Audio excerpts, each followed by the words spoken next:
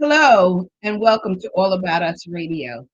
Thank you for joining us this evening, and Happy New Year to everybody. This year, we are going to touch upon so many important things that will improve our health, our mental behavior, our financial behavior, as well as our spiritual life. Tonight, our guest speaker is going to be Dr. Allison Myers. Dr. Allison Myers is the Associate Chair for Diversity, Equity, and Inclusion in the Department of Medicine at Montefiore Albert Einstein in the Bronx. She's also an adjunct associate professor at the Zucker School of Medicine, Hofstra, Norfolk. Dr. Myers attended the University of Virginia, where she majored in French and minored in chemistry. After college, she then, uh, sorry, my mic looks like it's off. So I'm going to get that squared away.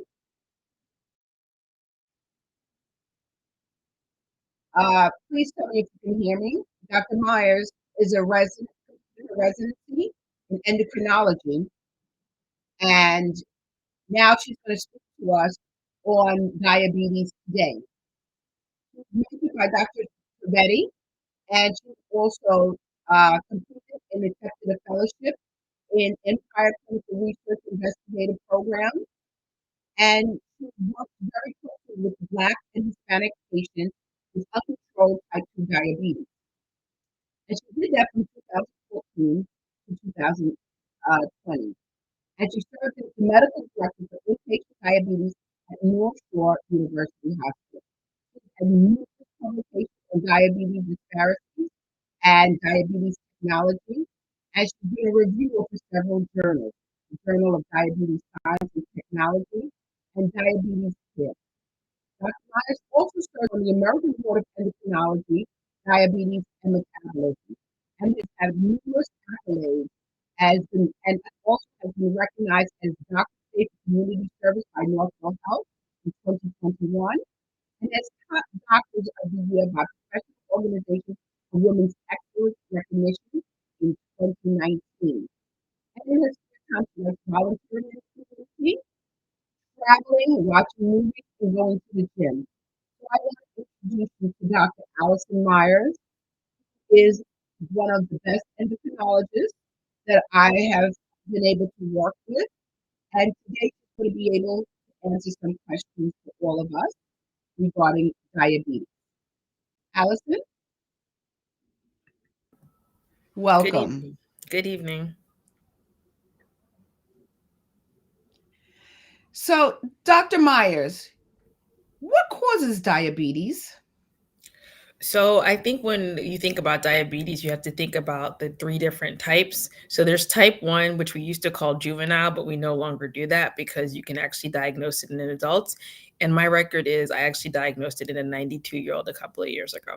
So type 1 diabetes is what we call an autoimmune disease. What that means is that our immune system turns on certain parts of our body and it fights it. So in the case of type 1 diabetes, your body turns on your pancreas, specifically the beta cells that make insulin. So those cells get destroyed, and your body over time stops making insulin. And that's why these people used to be called insulin dependent, because they will need insulin for life. Because once those cells are dead, they can't make insulin anymore. So that's type 1. And that's caused again by autoimmune disease. You make antibodies usually to fight colds, but in this case, the antibodies are fighting your normal cells. There's also type 2 diabetes, which is the most common. About 90% of people in this country have type 2 diabetes. And that is that your pancreas makes the insulin that you need, but the cells that you need to take up sugar are resisting the insulin. So I always say it's like the prom date. Did you want to go to the prom alone? No, of course not. We all wanted to go with somebody. So the way it all works is the only way for glucose to go into the cells to be used for energy, you first have to have insulin bind to the insulin receptor, then the glucose receptor opens. The problem is these two are not talking well. So your body has to make more and more insulin for the glucose channel to respond. So that's what we call insulin resistance. So in this case, your pancreas makes insulin, but your body's resistance to it causes you to have to make more and more. And what a lot of people don't realize, and this is exactly why we no longer use the term insulin dependent, is the fact that a lot of people with type 2 diabetes, after 15 to 20 years, their pancreas is not making enough to keep up with the demand. And that's why many patients with type 2 will end up on insulin at a later date. And then the last type, which is not so much used as a nomenclature here in the US, but is mostly used in Europe, is what we call type 3C.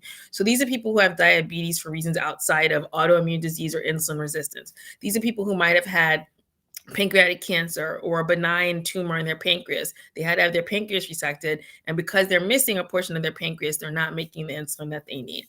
It could also be for someone who's had recurrent inflammation, which we call pancreatitis, which could be the result of alcoholism. It could also be the result of certain medications.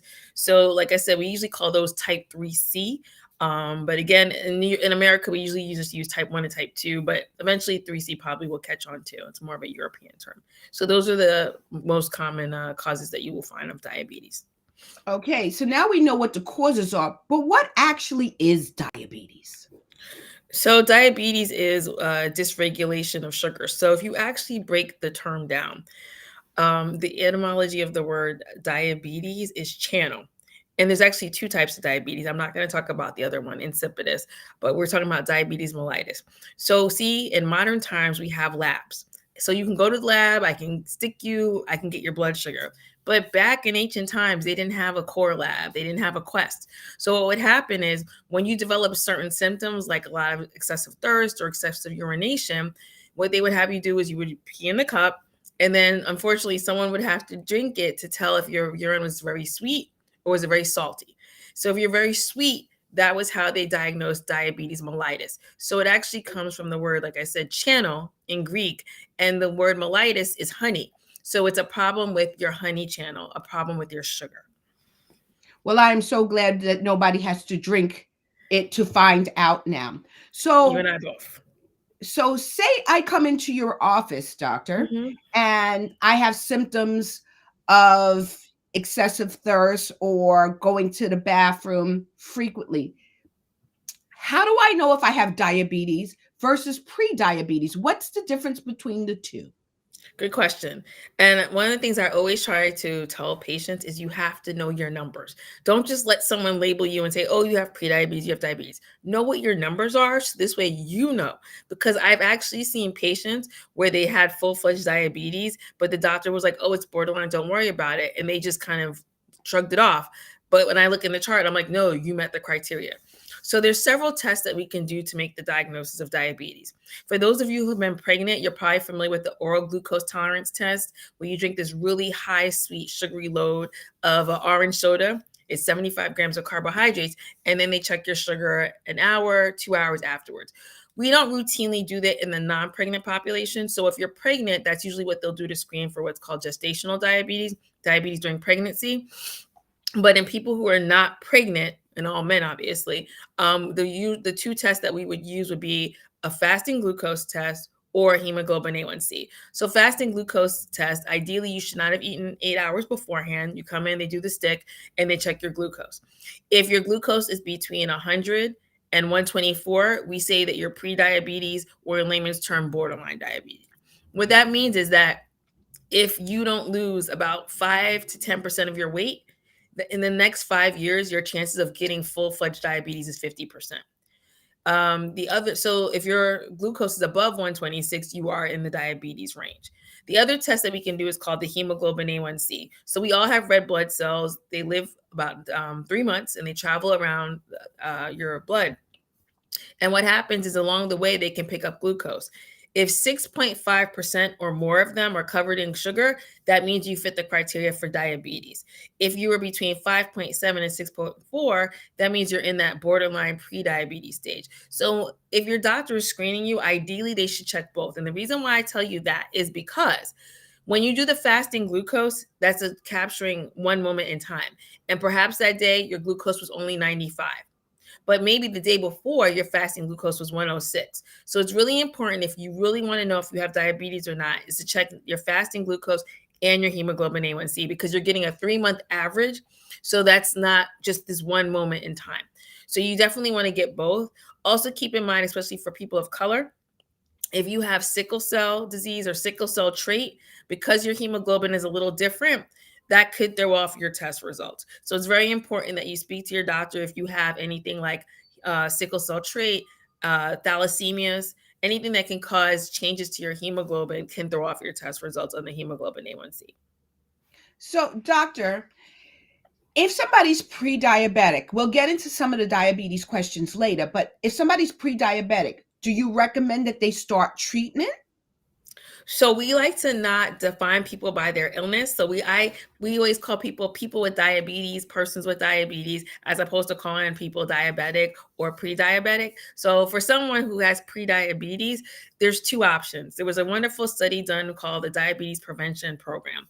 And what they did is they put people in three different groups. The first group was intense diet and exercise. The second group was a medication that we use for diabetes called metformin. And the last group was what we would call the placebo, nothing. And what they found is that people that were in intense lifestyle modification, those are dietary changes, exercise about 220 minutes a week, they actually could reduce their risk of diabetes by about 58%. And those that were in the metformin group reduced it by about 30 something percent. And so, what we would recommend is either starting metformin, and I'll get to that in a second, or intense diet and exercise to lose roughly 7% of your weight. So, for example, if you weigh 200 pounds, 7% of that would be losing 14 pounds. So if you could do that, then you would actually reverse your pre-diabetes and go the other direction back to the normal glucose. Now, metformin, most of you have probably heard of because people use it for diabetes. The reason why we use it in the pre-diabetes is that, again, as I mentioned before, we all have these beta cells in the pancreas that make insulin. Metformin is good at preserving them. So that's why we would often recommend it. Also, a nice thing about metformin is it helps with weight loss. So you're kind of killing two birds with one stone. You're helping someone lose weight, and you're also preserving their body's ability to make insulin. So that's why your doctor may recommend starting you on metformin. But do know that you could try a trial of diet and exercise if you're in this pre-diabetes state. Now, if your levels are higher, 300-400, lifestyle modification probably is not going to be as helpful. You probably would definitely need to go straight to medicine, and then over time you could try to lose weight and get off the medicine. So, doctor, is diabetes considered hereditary? So, okay, type 1, as we mentioned before, is autoimmune. So, people who have a strong family history of autoimmune disease, they may be more prone. So, autoimmune disease, we all know, especially in the Black community, lupus is a common one. I had a cousin who had lupus. And so, if you have a strong family history of these autoimmune diseases like lupus, Hashimoto's, that's when your thyroid is underactive, Graves' disease, where your thyroid is overactive, pemphigus vulgaris, other types of autoimmune disease, if they run in your family, then there's a chance that you could develop something like type 1 diabetes. If your this is actually worse if your father has it, you have about a 7% chance, or if your mom has it, you have like a 3 to 4% chance. So if your dad has type 1 diabetes, that will increase your risk twice as much as if your mom has it. In terms of type 2, people with type 2 diabetes, there is a strong component. And usually what happens is they have what's called a metabolic syndrome. So usually what's running in the family is diabetes, obesity, hyperlipidemia or high cholesterol, hypertension. And so unfortunately for a lot of people of color, also ethnicity is a big problem. So pretty much if you're of any ethnic group, you have an increased risk of diabetes as well, compared to the rates of diabetes for white persons in this country. And what should a patient ask for when they go for a physical exam? Good question. So, if the patient doesn't know that they have diabetes, what I would recommend again is a fasting glucose. Ideally, you haven't eaten in 8 hours, and a hemoglobin A1C. If somebody already has diabetes, I'll explain top to bottom what needs to be done. So, a diabetic eye exam, usually endocrinologists and primary care doctors, we don't do them. We usually refer people to ophthalmology just because you really need to put drops in someone's eyes, wait for them to dilate, and that takes time. So most of us don't have the time to do that. But you definitely need to make sure that you're getting a dilated retinal exam every year. And a lot of people think, oh, I can just go to the optometrist. Optometrists are great. They can do a basic exam, they can help you fit glasses, but you really want to see somebody who's an ophthalmologist. So that's someone who's went to medical school to study the eye as opposed to optometry school, and that they're putting the drops in your eyes to make the pupils bigger, because you need to look at the vessels at the back of your eye. Because what can happen is you can have bleeding and you won't know until it's too late. And diabetes is one of the leading causes of blindness in this country. So it's very important that people have a diabetic eye exam every year. Some insurance companies actually are really nice about actually sending someone to your house to have it done. So you need to check with your insurance company. And some of them were being a little bit more generous about it during COVID. So someone comes to your house and they take the pictures, and the images are then sent to an ophthalmologist who can look at it. But again, you would need to check with your insurance company, because this is not necessarily for every insurance company, but you definitely need to get a yearly eye exam with an ophthalmologist. Diabetes causes a twofold increased risk of heart disease. So if you are having chest pain, shortness of breath, sudden sweats, numbness of the arm, you definitely should let your doctor know and get a cardiac evaluation, because the problem with diabetes is very often, especially in women, people do not present with a typical crushing middle of the chest pain. It can be very subtle. Like, I'm short of breath all of a sudden, I'm sweating for no reason all of a sudden, my arm went numb. So if you're noticing those symptoms, definitely let your doctor know, because you probably need a cardiac evaluation. Also important is a foot exam. You should have a yearly foot exam. And I always tell patients, on your own, you need to check your feet every day. The problem with diabetes is that you can have nerve damage in your feet and not know it. So I had a patient who once got in the shower to test the temperature. He put his feet in. He had second-degree burns because he had nerve damage that he was not aware of. So we always tell people, if you're getting in a hot shower or in a tub, use the back of your elbow, because there you'll feel it. But yeah, he ended up with second-degree burns on his feet because he didn't realize how hot the water was. So it's really important that you're always wearing socks or house shoes. Also, ladies, I know sandals are wonderful in the summer, high heels are beautiful, but you really need to avoid those just as well, because if you're wearing sandals and something gets in your shoe and you get an infection, it can be problematic. And the high heels, if they're causing too much constriction, that can lead to bunions as well as foot ulcers. And diabetic foot ulcers is our leading cause of amputations in this country as well. And unfortunately, you find this higher in our community. That's very, very informative, because again, I think sometimes people forget, and they don't think about, okay, I'm just testing the water, or, I'm wearing the stylish, Christian Louis Vuittons and may not realize that the constriction from them being very pointy can have issues. Are Mhm. there other medical conditions? You talked about high cholesterol, you talked about some autoimmune disease. Is there any correlation between diabetes and hypertension? Good question. So, like I said, we have this term called metabolic syndrome, and very often people with type 2 diabetes will have increased risk. That usually goes hand in hand. And we also have different targets. So, if you don't have diabetes, typically your blood pressure should be 140 over 90 or less. But in patients with diabetes, we actually shoot for a lower target, 130 over 80 or less. One of the questions that came into the chat, and I'll continue with that, is the eye problem, nerve damage, etc., for both types, at type 1 and type 2? All right, so usually a good question. So both persons with type 1 and type 2 can have eye disease. The difference between type 1 and type 2 is that in most people with type 1, the eye disease will present later. So when someone's first diagnosed with type 2 diabetes, we always recommend they see the eye doctor right away. Whereas if they have type 1, they can actually wait 5 years for their first eye exam. Typically, the damage begins in the vessels. And that's why you're not going to know that you have it, because it's usually very subtle.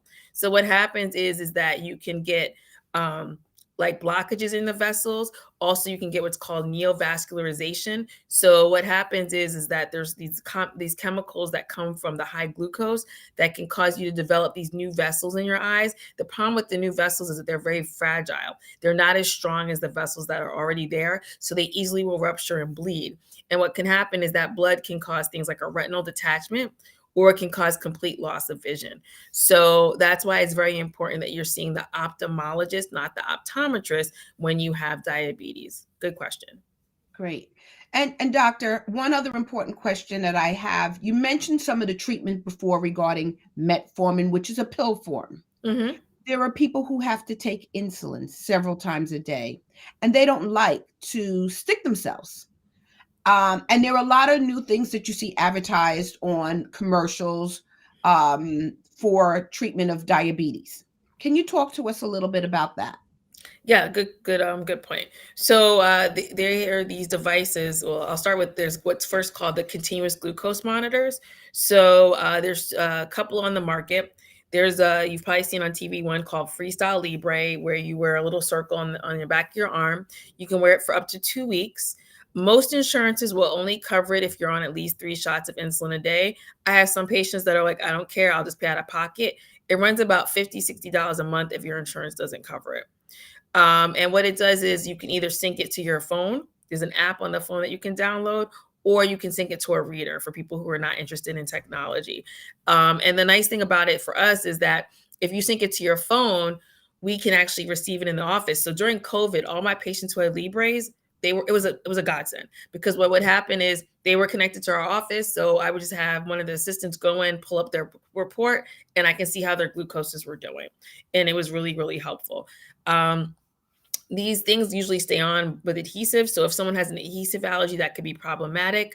Um, they usually don't fall off, but I've had some people who just have adhesive issues. That's usually the biggest problem. Other than that, most people have done well with them. If you're using it, it's very important that you're scanning at least every 8 hours, because if you're not scanning that frequently, it's not going to be as accurate. And the only one other downside of the Libre is that sometimes overnight you may get a low glucose reading, less than 70, and it may be false. So we always tell people, if you have a false reading on your CGM, make sure that you double check it with a finger stick. There's also the Dexcom. The Dexcom is usually worn on the abdomen. The advantage about the Dexcom is that it's been approved in pregnancy, whereas the Libre has not been. So if a woman is pregnant or trying to get pregnant, the Dexcom would be a better option because she can continue it in pregnancy.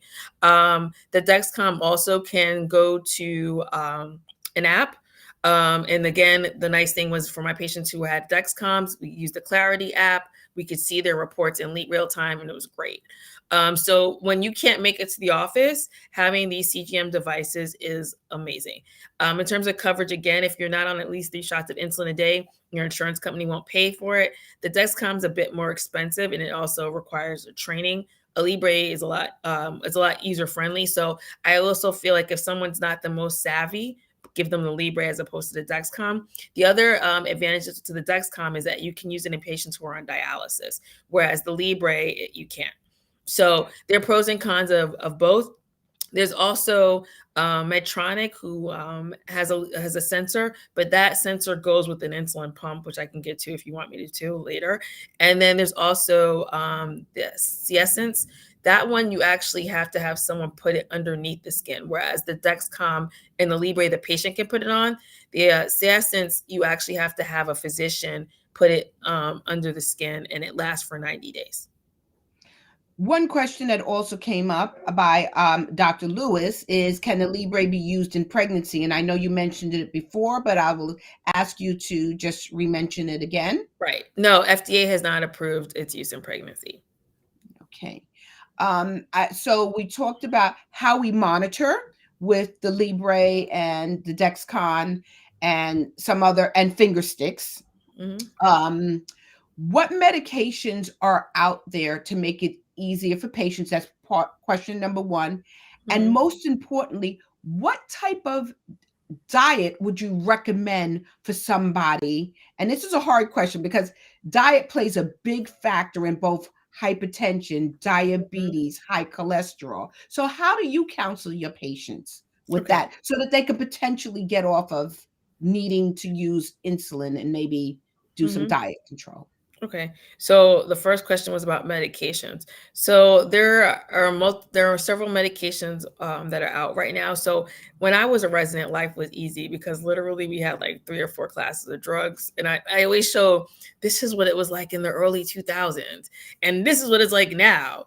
So we definitely have advanced. Metformin has been around for a long time. One of the other old class of drugs would be called the sulfonylureas. Um, the sulfonylureas, what they'll do is they tell your pancreas to make more insulin in like people's terms. They're very inexpensive. The problem is that they can increase the risk of low blood sugar, which again is less than 70. So in elderly patients or people who have renal disease, you really don't want to use them as often. Another class of drugs that we have are the TZDs. They kind of fell out of favor because one of them was found to be associated with increased risk of stroke, but then it came back on the market because when they reanalyzed the data, they realized it wasn't so bad. That one is probably used less in our postmenopausal population because it is associated with bone loss. So typically when I use it, I'll use it in a younger patient or maybe like a slightly older male, but it can do a number on your bones. So we don't want to accelerate osteoporosis. There was also a concern that there was an increased risk of bladder cancer, but that signal was found to be negative. So those were like pretty much the drugs that we had to choose from. And then when I was in residency, we had another class of drugs come out called the DPP-4 inhibitors. So these are pills that focus more on postprandial. So very often when you think of diabetes, you think about just checking fasting glucoses. But if you really want to get good glycemic control, and we do this in the pregnant population, obviously, you also check your postprandial glucoses. So postprandial glucoses is when you check your glucose 2 hours after you eat. And for people of color, especially if you're African or Asian ancestry, that's typically when your sugars go up. So going back to my point earlier, this is why the A1C is so helpful, because for a lot of us that are coming from this African and Asian ancestry, our fasting glucoses are beautiful, but those postprandials are awful. And again, in pregnancy, we always tell people to check that, but we don't usually check it as much in non-pregnant patients. But it's also partially because CMS, aka Medicare, does not pay for the strips to do all of that. A pregnant woman, I can get 7 or 8 strips a day. I can't get that in a non-pregnant patient without fighting the insurance company. But I'll get off my soapbox about that. So you might have to get on that soapbox because again, that's important for our patients, correct? Right. So, we want to make sure that we can get the access that they need. Absolutely. Absolutely. Yeah. So these particular drugs are weight neutral, which is great. We tend to use them a lot in older patients because of the fact that they're weight neutral, because a lot of older people, we don't want them to lose weight. A lot of them are already frail. The other thing about these particular drugs is that there was an association at one point with severe tendon rupture that was found in sitagliptin. And also there was concern about heart failure at one point too with one of them as well. And most insurances are covering them now because they've been on the market long enough. They were quite expensive, but the cost has definitely come down. And there's one that's actually generic. So that definitely helps, because the big problem with the diabetes medications is they can be really expensive. The next class of drugs would be like a GLP-1 agonist. So the nice thing about these drugs is these are injections, which some people don't like, but they're not insulin. But the nice thing, when I say the nice thing, is they're only once a week. So for people who don't like taking pills or medicine every day, it's a nice alternative because they literally do their shot once a week and that's it. These medications, what they do is they slow down your body's breakdown of carbohydrates. So like the previous class of drugs, you see a decrease in the postprandial, post-eating glucoses. There's also weight loss associated because it works on your brain to tell you, you know what, I'm full. So people tend to lose a good amount of weight, and they actually are used for obesity. They usually market it under another name at a higher dose. So sometimes for us as endocrinologists, we'll push the dose of the medicine higher to try to get more weight loss for our patients, as well as glycemic control. Are you finding, and not to interrupt you, sorry, but are you finding that the insurance companies are covering those once weekly drugs? Because again, when we think about our senior patients or those ones that are in 40s working into 50s, then into our senior citizens, we go from insurance and then sometimes we go to CMS, like you said, Medicare, right? So how does that affect our community with trying to get some of this access to Medicare? Right. So the newer ones, so all the ones I mentioned before this class and then the next class, which would be the SGLT2 inhibitors, The GLP-1, the once a week injection, and the SGLT2 inhibitors, those two are the newest drugs out. So those are the ones that are going to cost the most. Those are going to be the ones where it's going to be $300 and $400 because it may not be what we call, the insurance companies have tier 1, tier 2. Those are like their preferred. These newer ones may be more like a tier 3 or tier 4. And depending on your insurance, what may end up happening is some people have at the beginning of the year a high deductible, so they have to spend like $3,000 or $4,000 or $5,000 in terms of their pharmacy benefit before they actually get coverage. So for some people, the first 3 months, they may be paying several $100s for these drugs, and then the cost may come down after that. Then some people unfortunately end up with the other issue where in the beginning of the year it's covered, but then towards the end of the year, they hit what's called the donut hole where they've maxed everything out. So it becomes quite expensive.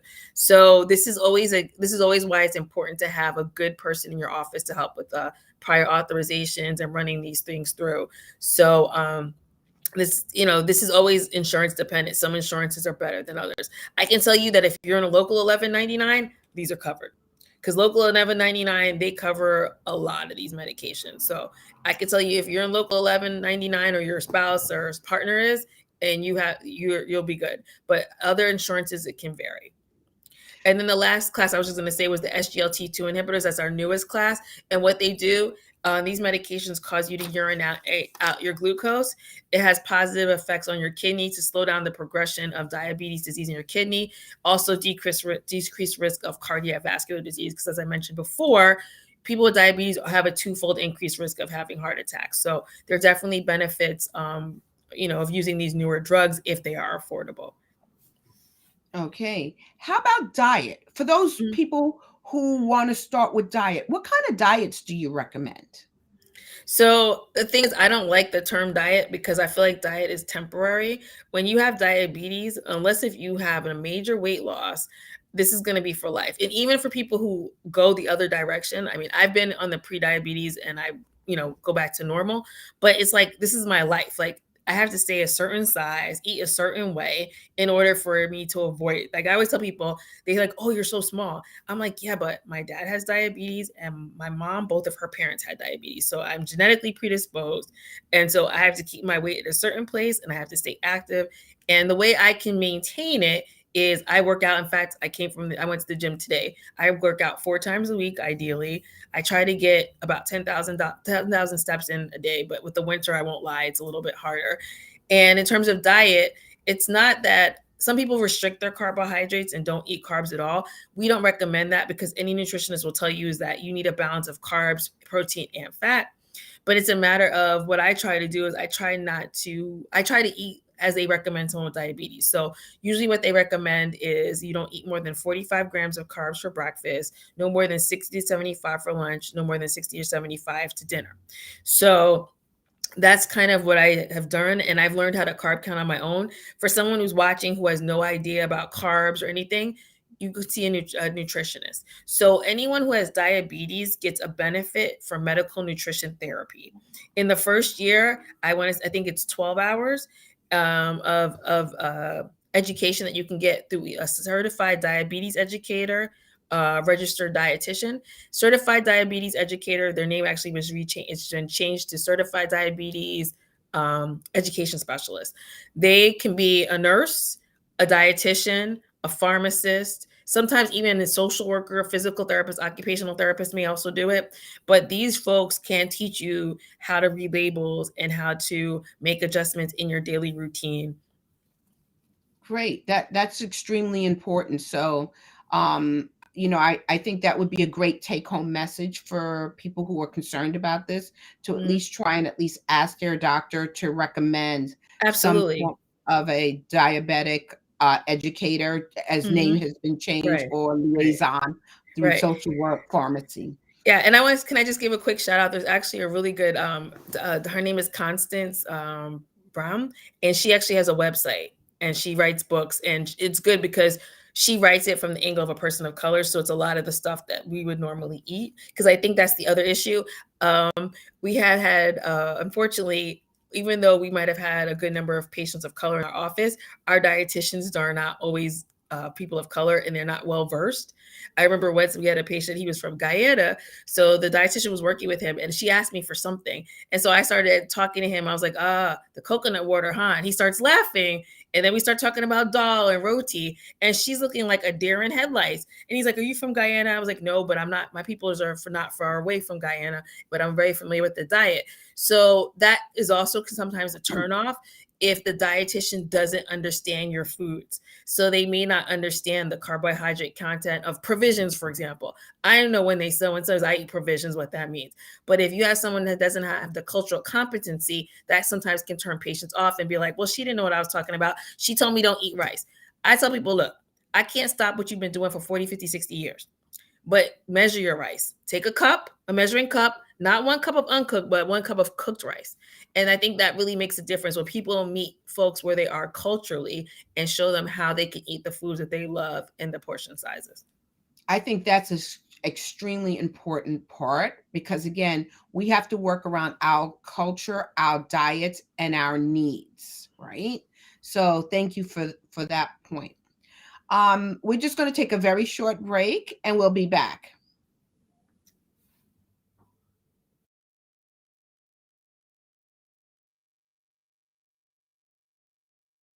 You're listening to All About Us Radio. We're live streaming 24/7, playing old school versus new school. Follow us on Facebook, Twitter, Instagram at AAU Media, and visit our website www.aaumedia.com.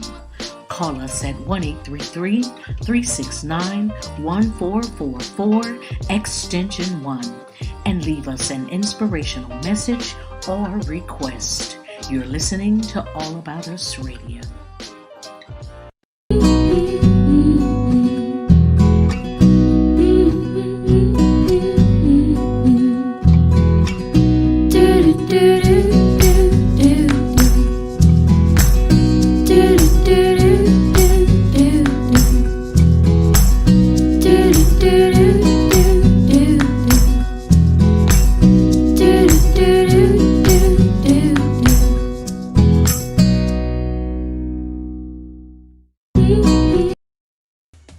Hello, this is Najesti from Butter Me Essentials Natural Hair and Body Company. We are located in Brooklyn, New York. We are a family-owned company, which is run by my husband Vaden and I. Do you have hair that is hard to manage? Having trouble with hair growth? Is your skin always dry? No problem. Butter Me Essentials is here with the solution. We specialize in hair butters, pomades, hair elixirs, shampoos, conditioners, luxury soaps, body butters, lotion bars, perfumes, scrubs, and so much more. All of our products is made with natural and organic ingredients such as shea butter, cocoa butter, mango butter, Jamaican black castor oil, avocado oil, Oregon oil, and essential oils. There is no sulfates, petroleum, mineral oils, or parabens, just all natural goodness.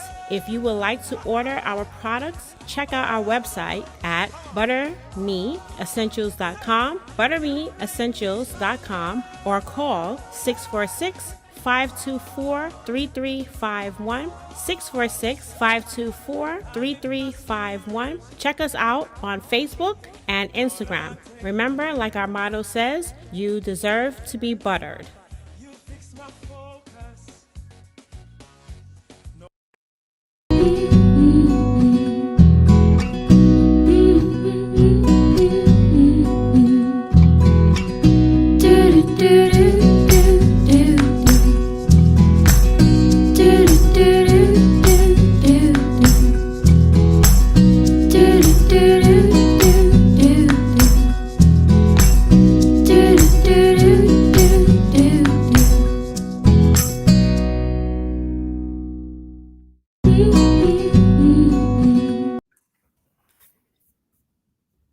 So thank you and welcome back. So, Dr. Myers, as we go through our numerous waves of dealing with our pandemic with now Omicron, can you just speak to us about how COVID has affected people with diabetes? Absolutely. So I was in the hospital during the first surge, and it was very, very, very emotionally draining to see so many people coming in and just not doing well. Um, the first wave, we saw increased risk of mortality or death, definitely people who had heart disease, elder age, diabetes. But then we saw those numbers change once we started having, towards the end of the first surge here in New York, around May, June, when we started using these infusion therapies, sometimes with steroids. We noticed that the mortality that we had initially started to decline. So when we looked at our data at Northwell, where I was working at the time, we did see that folks with diabetes, especially males who were older, were the ones that tended to be the ones that we were losing. So older males were more at risk. We did not find that race played a factor, but it was probably due to the fact that race was not well collected during COVID, because in the interest of trying not to expose too many people to patients that were sick for very long, they did not always correctly ask and identify people. We actually had more people labeled as other, unfortunately, than some of the other ethnic groups. But I definitely would say to anyone with diabetes, you will be at increased risk of having a more severe case of COVID. We did find that those folks who were vaccinated tended to do better. I think one of the most disheartening stories I remember was a woman who was about my age, so clearly she was young. Her adult daughter had gone to work. This is back in May, and someone was at work, was sick, but insisted they did not have COVID. Unfortunately, that person did have COVID. So her daughter brought it home, and the whole family was going to go get vaccinated the following week. She had been hesitant, but she said, you know what, we're going to do it. So unfortunately, both mom and dad ended up in the ICU. And unfortunately, dad was the only one that made it out. This woman was in her mid 40s. And it was just so disheartening. She was a lovely woman. She had a history of diabetes. Her A1C was a little bit elevated. It was 8 point something, but we were talking about how she was going to, make some changes in her life when she got better. I never would have envisioned that that woman wasn't going to make it out of the hospital. But, unfortunately, diabetes itself can, having diabetes itself, your immune system's a little bit weaker. So that probably causes. Also, we found when we did a study, it was published in the Journal of Diabetes, I was the first author, that when you present to the hospital, if you present to the hospital with COVID, if your blood sugar is elevated, like high 100s or 200s, you're more likely to have a poor outcome. So one of the confusing things for people is that when they get sick is, should I take my medicine? Because a lot of them are not eating. They may have GI side effects. And what I always tell people is, if you're not sure, just call your doctor. Obviously, some medications may not be safe to take, but for people, especially who are on insulin, we definitely would not tell you to stop your insulin. But I think that's probably one of the biggest, fears that people have is, well, I'm not eating and I'm sick. Why are my sugars high? Your body's response to stress is unfortunately going to be high blood sugars. So it's really important that you do speak to your doctor about how to adjust your regimen if you aren't eating because you are sick with COVID.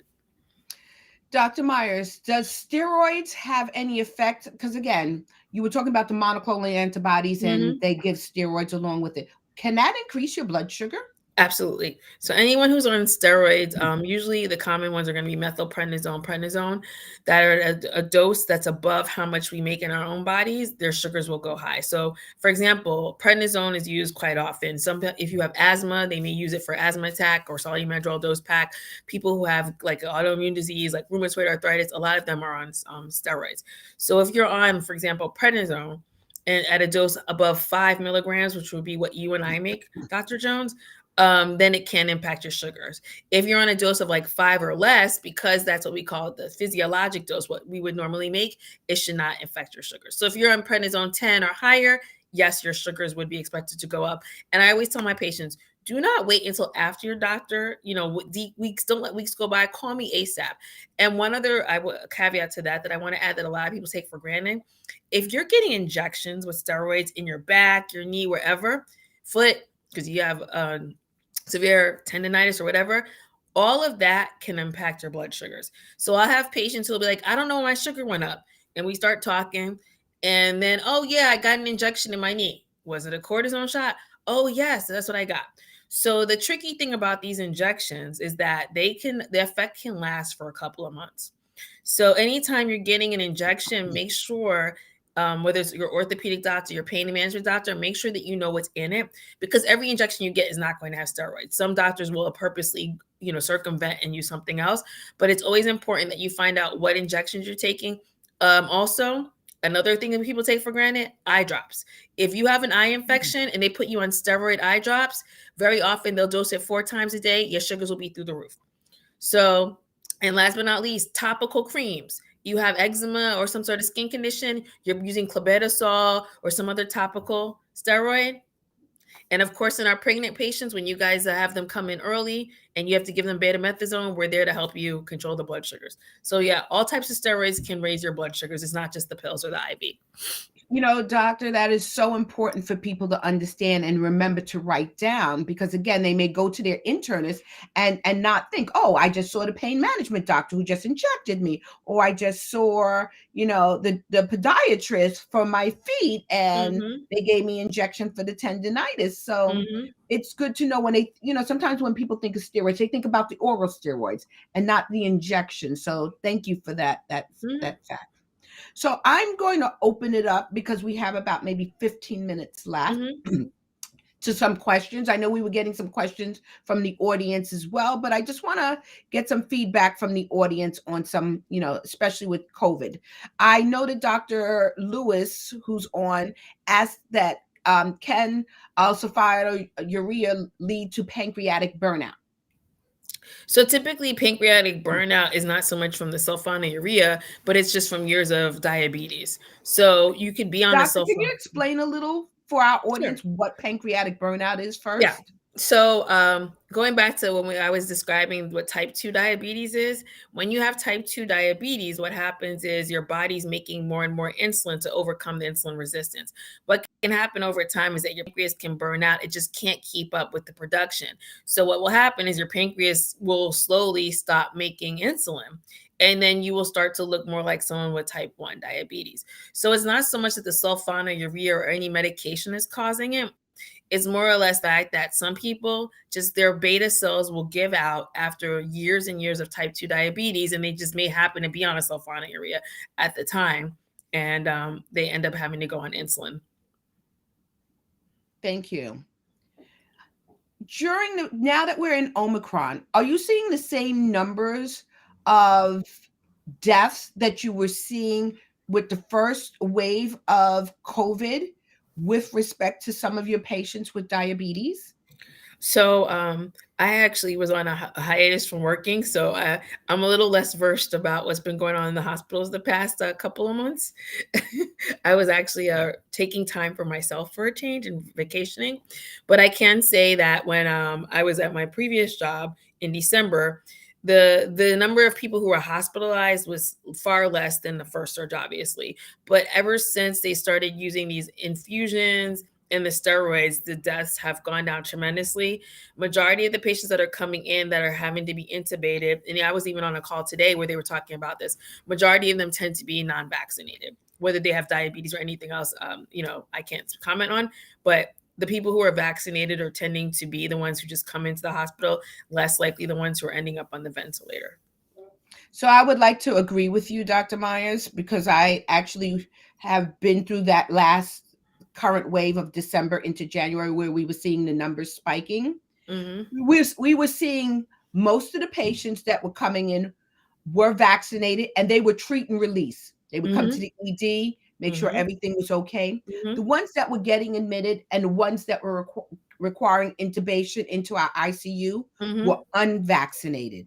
And we were also not only seeing it in our adults, but we're seeing more children because parents are more hesitant to get their kids vaccinated, especially our people of color, our African Americans and our Hispanics are not getting their children vaccinated out of concerns.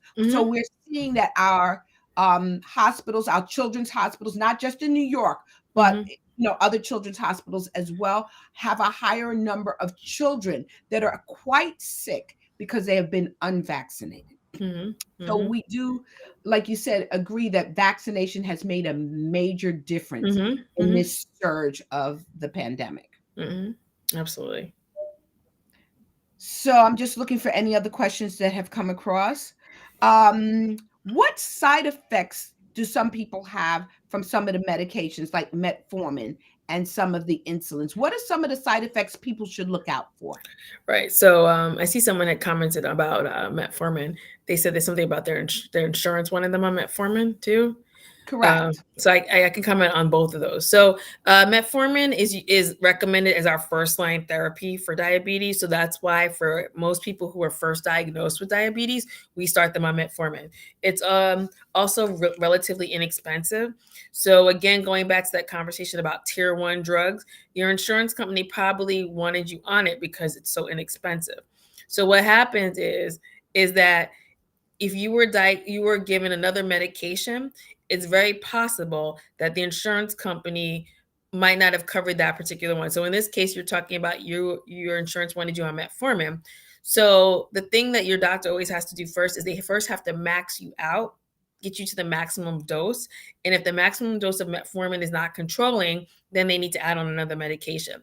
And it's very possible that your insurance would have covered, maybe if they didn't cover Ozempic or semaglutide, maybe they would have covered one of the other drugs in that class.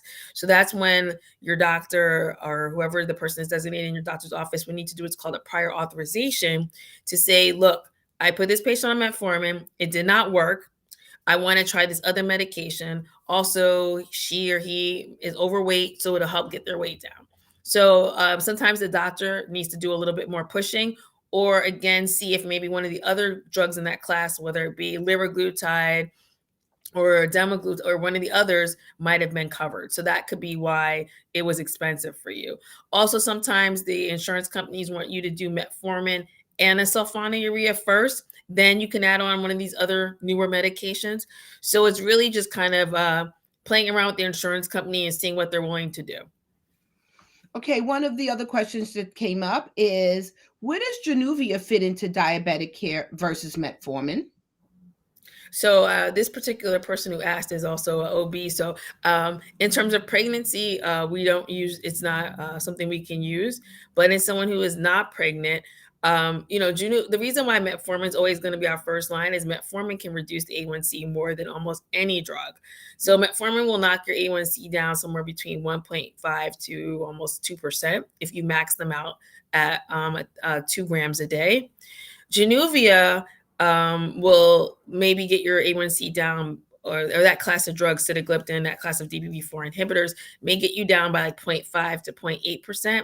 But again, if you have a patient who's having a lot of postprandial after they eat blood sugars that are going up, Januvia is always a nice add-on. Also for someone with renal failure, because we can renally dose it, or in someone who's older who you don't want to have weight loss, because the drugs like metformin or the GLP-1s like Ozempic or Trulicity can cause weight loss.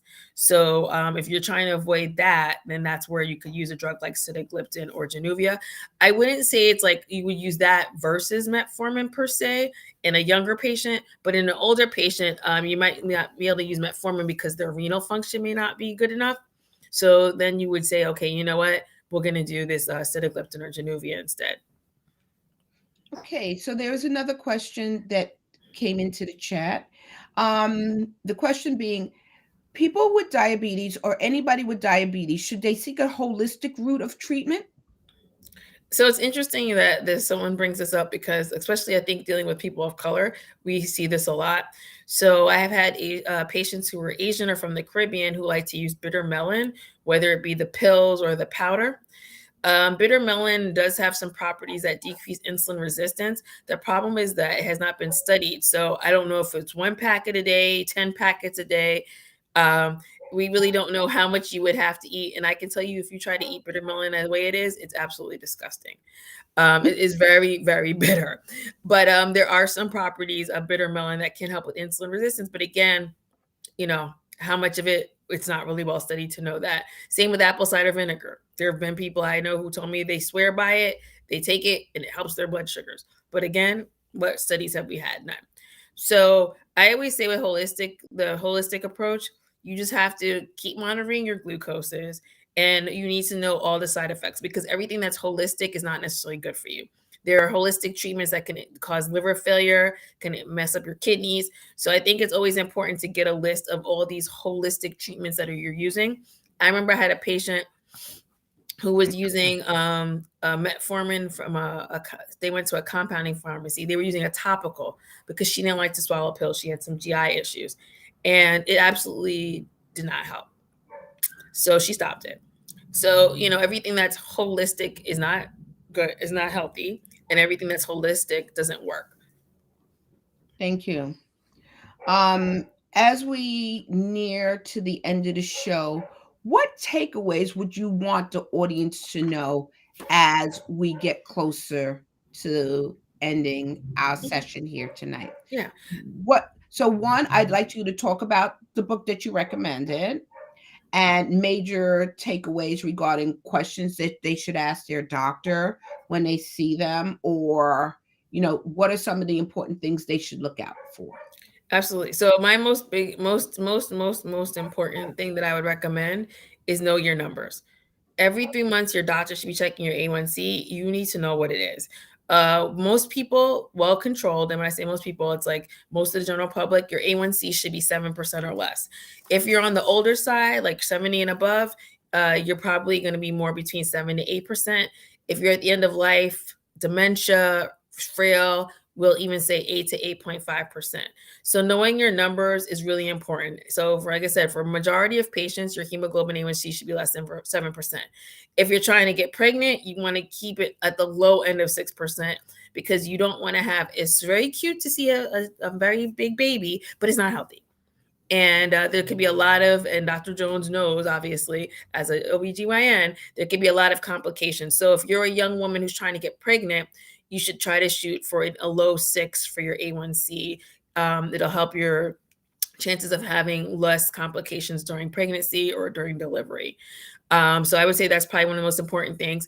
Going to the eye doctor once a year, and again, that's the ophthalmologist, not the optometrist. Checking your feet every day. If you're unable, because I have people tell me, I can't bend over, I can't see my feet. So if you can't get to the bottom of your feet, you have 2 options. Whoever you live with, whether it's your kids, your significant other, your partner, your roommate, they can look for you. The other thing is you can put a mirror on the floor and look at the mirror and see. Because the problem with diabetes is little things become big things. So what might look like a little pimple or a little ulcer can turn into, oh my gosh, I had to get my toe amputated. And I wish I could have $1 for every time I've had somebody tell me, man, I shouldn't have done that. I should have gone to the podiatrist. I shouldn't have picked it. I shouldn't have popped it. I shouldn't have worn those shoes. So once you lose your toe, that's it. It's not going to grow back. So foot care is very, very important, and making sure you wear the proper shoes so that you don't have these ulcers, because you don't want to have to deal with coming into the hospital for IV antibiotics repeatedly, so they can try to save your foot. It's just not worth it. So just nip it in the bud. Just go to your podiatrist. If you don't have one, ask your PCP for a recommendation. In terms of diet, I did give you a plug for Constance Brown, who is out in Long Island. She's a sister who's a dietitian. Really important and key is to learn how to eat and how to read labels. I tell people some of my little secrets are I drink water. Water actually can help suppress your appetite.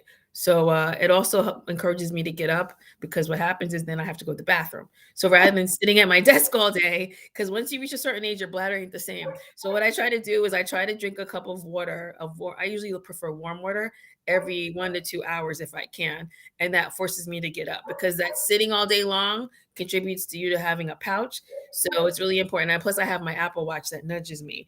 But that's kind of the way I trick myself. But I also find that drinking water helps to make you feel a little more full, so you may not eat as much. I also personally find that rather than going long stretches without eating, I just rather eat little bits throughout. So one of the biggest mistakes people make is skipping breakfast and lunch, because then you overeat for dinner. So we always tell people with diabetes, whether you're on insulin or pills, you never want to go more than 6 hours without eating.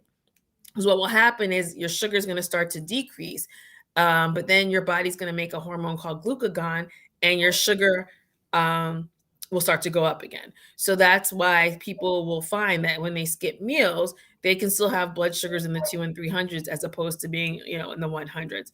due to the fact that their body compensates for low blood sugars. Other important numbers to know: your cholesterol. We didn't really get into it, but again, your blood pressure, your cholesterol are important to know. If you have type 1 diabetes, also make sure that your thyroid levels are getting checked every year.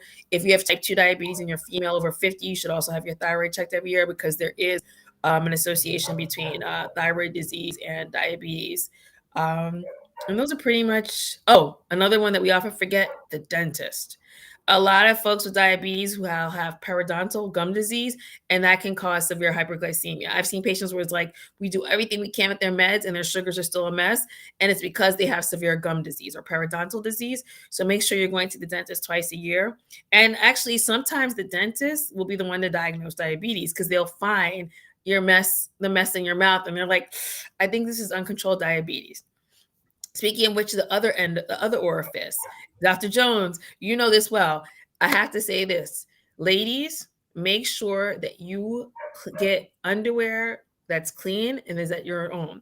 One of my patients kept having yeast infections, and it was like, I got her sugar, her A1C came down, her sugars were decent, but she was sharing her underwear with her daughter.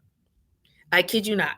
So make sure you wear only your underwear, and make sure that you're getting good cotton underwear that breathes, because that poor blood sugars, bad underwear, wearing someone else's underwear or wearing old underwear will contribute to you having recurrent yeast infections.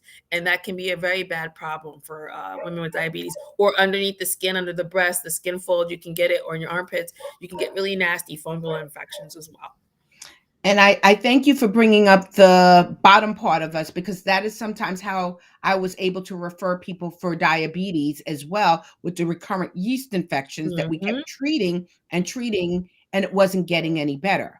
So running a hemoglobin A1C in the office, as well as just a random glucose, we were able to refer people and get diabetes early, and get it better controlled.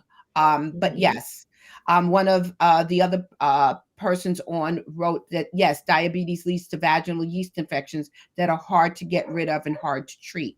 And like you said, in the intertriginous areas under the breast, where we sweat, in folds, the crack of the butt, armpits, those are some areas to look for signs of diabetes.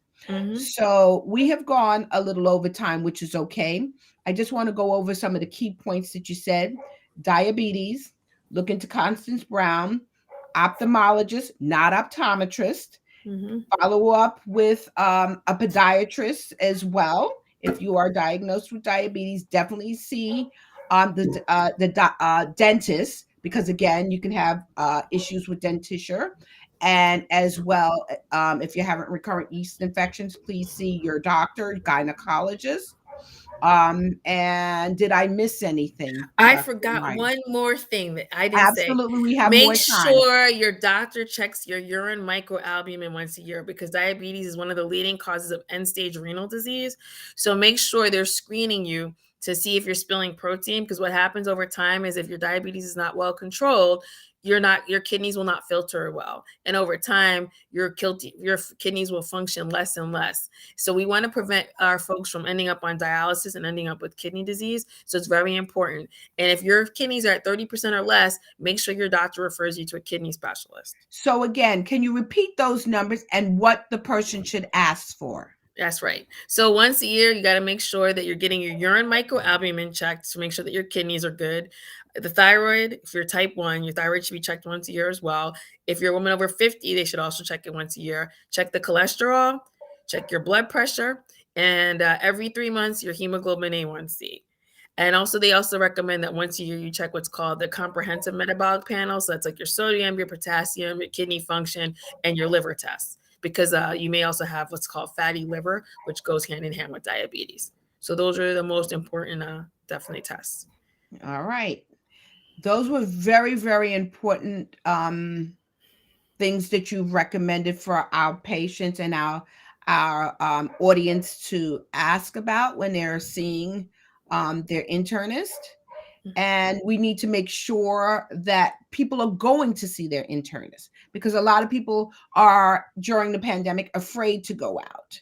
So we want to make sure that they're getting the care. Thank goodness we can do telehealth. medicine and make sure that the connection is still there for everyone. But again, this is 2022.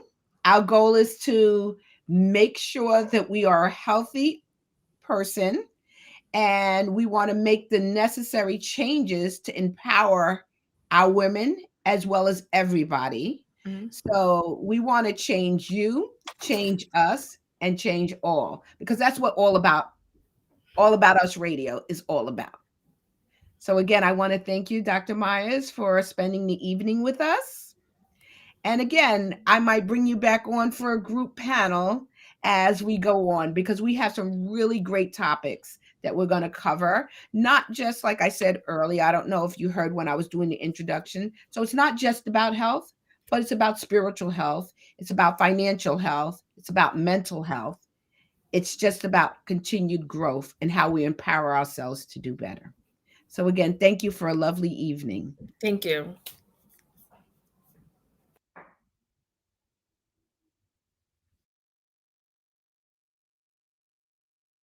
You're listening to All About Us Radio.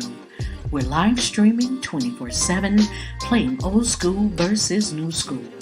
Follow us on Facebook, Twitter, Instagram at AAU Media, and visit our website www.aaumedia.com.